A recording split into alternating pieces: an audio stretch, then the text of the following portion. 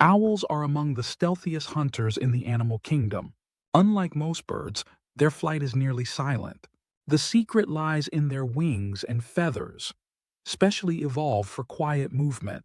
The leading edges of owl feathers have tiny serrations that break up air turbulence. This softens the rush of air that normally creates noise during flight.